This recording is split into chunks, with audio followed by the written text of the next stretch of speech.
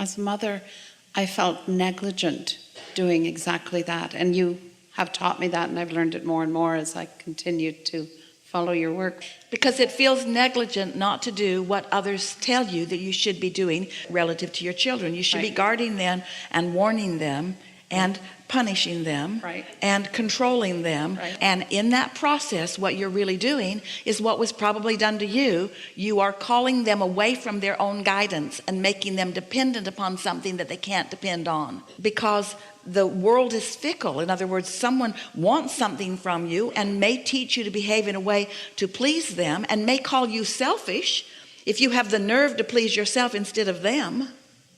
That's such an interesting use of selfishness. How dare you be so selfish as to do what you want when you live in this house and you should be doing what I want you to do. So without meaning to, most everyone is momentarily, sometimes it lasts a lifetime, so a long time, momentarily called away from your own guidance. But the returning to it is so delicious, to return to your own clarity and your own guidance and your own knowing, and to stand in your own truth, and to be true to yourself, to be true to all of whom you really are.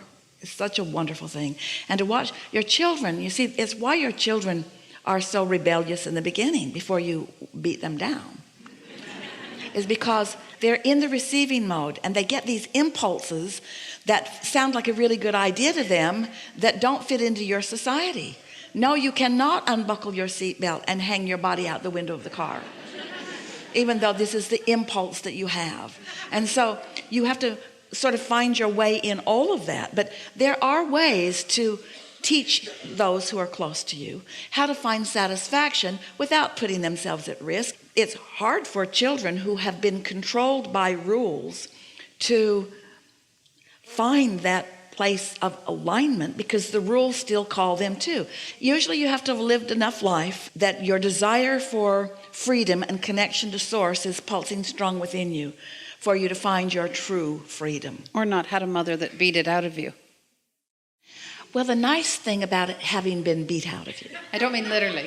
we know. The nice thing about having lost your connection to source is the deliciousness of when it returns. It's sort of like being really hungry.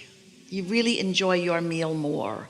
And you all knew that. You all knew that that's part of the clarifying process. How are you going to know what you want if you don't know what you don't want? How could you even take a picture if there were not contrast? You couldn't even hear without contrast. If there were not a difference between silence and sound, you wouldn't be able to hear anything.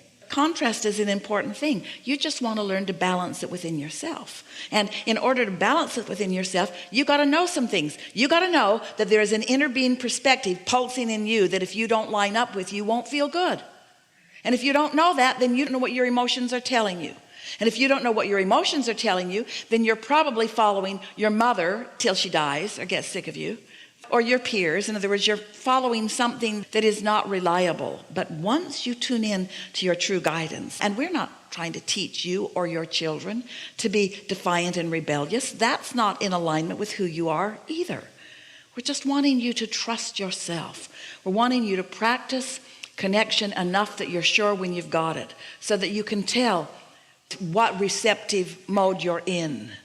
Are you in the receptive mode of your inner being and what's in your vortex and what your source is offering? Or are you in the receptive mode of what humanity has been worried about for a long time? Because you can't have it both ways. You can't set your radio dial for 106 AM and listen to what being broadcast on 97.7 FM. In other words, your frequencies have to match up. So our desire is to acquaint you with the notion of a frequency of your source, and to let you know what it feels like when you are attuned or tuned to it. And then encourage you to get out in the world where life comes at you and causes you to personally ask for something. And then to recognize that just because you want it doesn't mean you're a match to it. Every subject is really two subjects, wanted and absence of it. And a lot of people who want more money, or who want a relationship, or who want some change in life in some way, don't even realize that they are vibrating on the opposite end of the stick, that money to them feels like not enough and like disappointment and like loss. Well, when money feels like that to you, you're not letting it in. You can't let it in. You're asking for it and resisting it and asking for it and resisting it and asking for it and resisting it. But when you start focusing on positive aspects, when you start at no thought and you allow yourself to stay in that non-resistant vibration, the momentum of that thought must gain speed. And as it does, first it's a subtle thought, and then it's something that's so big that wild horses couldn't keep you from moving in the direction of it. And you know what we're talking about. You've had those desires where everybody was telling you don't do it, and there was nothing within you that was not going to do it, because you could feel so powerfully that this was right for you. You were in the receiving mode, and all of us were rooting for you, and you were feeling that for a moment instead of that. And once you start hanging out in that frequency of knowing and positive expectation, once you start being the total you, once you start allowing all of you to be having this moment, then you're having conversations with clarity and fun. Your timing is wonderful. Have you noticed how much manifestations are about timing? About timing. And timing is about being sensitive enough and tuned in enough that when you get the impulse, you act on it in the timing. Because the people that you are zigzagging with, the people with the fortune who are looking for someone to invest in, are moving through life too. And you're not going to be in their vicinity all that long, maybe a second or two or three. And if you've been ready to be ready to be ready to be ready, and timing presents itself, you're right there. Or not. Don't worry about it. There will always be another opportunity, because your inner being knows where you are in relationship. But doesn't it make sense that the readier you are, then the more timing, what you call coincidences, we do too, they're cooperative incidences that law of attraction is organizing. Doesn't it feel good when those things happen? The other day, Esther was sitting in the airport in San Diego, and she was there about an hour early, and she was moving around. She was really enjoying the day. It was so pretty outside, big windows in this room. And so she moved over there and watched that, and then she watched that, and then she watched the little dog, and then she watched the little girl, and she moved over there, and she moved over there, and she went to the bathroom, she got some water. So she'd been in about 6 different seats in the boarding areas as she was just sort of enjoying the momentum of her morning. And then she sat down next to someone. She didn't notice. It was just an empty seat. That's why she sat there, and it was close to her gate. And it was time to board, and this man was listening to something on his iPhone or on his phone, but he didn't have earplugs. He was just holding the speaker rather close to his ear. He wasn't bothering anyone, and it was only because she was sitting next to him that she heard it at all. And she heard the word vibration, and she thought, And then she realized he was listening to Abraham. And so she said to him, tapped him on the shoulder.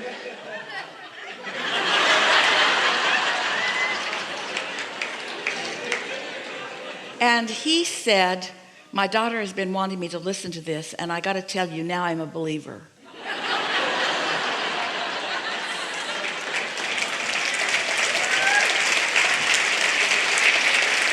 And Esther said, fun, huh? Then he said, my daughter's not going to believe this. And Esther said, then we should take a picture. And then he said, I've got to call her. So he called her and got her voice recording. And then Esther said, let's call back and I'll leave the message. So now, getting ready to be ready, to be ready, to be ready, to be ready, to be ready, to be ready. In other words, these things are happening around you all the time. And often you get to play them all the way out. And nothing's ever really played all the way out. You're just ready for this and ready for this and ready for this. And how you know the receptive mode quality or characteristic of it is that both parties are exhilarated in the timing. Esther could not have been happier for the fun of that and for the expression on his face. And she knows that he now believes in law of attraction in a way that he would not have if she had not moved around in a sort of crazy pattern. Anybody who was watching her would think, what's wrong with that woman? Could she not find a place that she wants to be? But she's just blissfully moving from place to place to place to place to place to place to place, having a good time. In other words, really, that was not that much more satisfying than any of the other places that she had been, although it had gathered some momentum. You see what we're getting at? Don't think so much about what you're on your way to. Think about where you are and the satisfaction that you're having then. And then what happens is every seat you move to becomes a little more satisfying than the one you were in last. Yeah. Yeah. Enough? Oh my goodness, and then so much more. Thank you. Yes, indeed.